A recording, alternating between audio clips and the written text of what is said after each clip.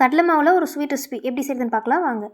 பேனில் ஒரு கப் கடலை மாவு சேர்த்துட்டு இது 5 நிமிஷம் வறுத்து எடுத்துக்கலாம். ஒரு பாத்திரத்தில் ஒரு கப் சர்க்கரை, ஒரு கப் தண்ணி சேர்த்து இதை நல்லா மிக்ஸ் பண்ணிக்கலாம். இது ஒரு கம்பி பதம் வந்ததும் அடுப்பு ஆஃப் பண்ணிடலாம்.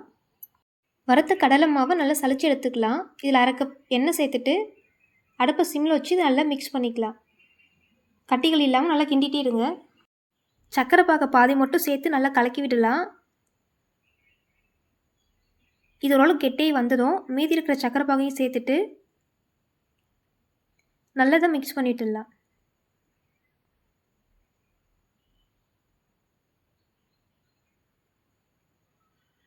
இதில் நெய் இல்லைனா வெண்ணெய் சேர்த்துக்கோங்க.